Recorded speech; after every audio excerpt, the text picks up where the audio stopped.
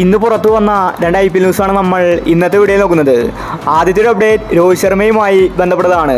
Rohit Sharma IPL നിന്ന് വിരമിക്കാൻ പോവുകയാണ്.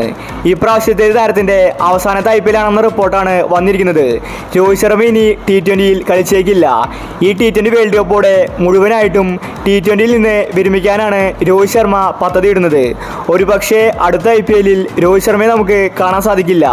ഏകദിനത്തിലും ടെസ്റ്റിലും മാത്രമേ രോഹിത് ശർമ്മയെ നമുക്കിനി കാണാൻ സാധിക്കൂ. മുംബൈ ടീം രോഹിത്തിനെ ക്യാപ്റ്റൻസിയിൽ നിന്ന് മാറ്റിയതാണ് രോഹിത് ശർമ്മയെ നിരാശനാക്കിയിരിക്കുന്നത്. രോഹിത് ശർമ്മ അടുത്ത IPLൽ ഉണ്ടായിരിക്കില്ലെന്ന റിപ്പോർട്ടാണ് വന്നിരിക്കുന്നത്.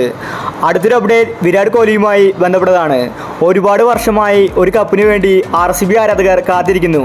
പ്രത്യേകിച്ച് വിരാട് കോഹ്ലി. ഒരു കപ്പ് ലഭിക്കാത്തത് കൊണ്ട് ഒരുപാട് പരിഹാസങ്ങൾ കോഹ്ലി കേട്ടിട്ടുണ്ട്.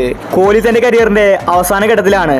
ഇപ്പോഴത്തെ കോഹ്ലി വലിയ തീരുമാനമാണ് എടുക്കാൻ പോകുന്നത് എന്നാണ് റിപ്പോർട്ട്. കോഹ്ലി RCB ടീം വിട്ട് പോകാൻ ഒരുങ്ങുന്ന റിപ്പോർട്ടാണ് വന്നിരിക്കുന്നത്. കോഹ്ലിക്ക് RCBയിൽ മടുത്തു എന്നാണ് അറിയാൻ സാധിക്കുന്നത്.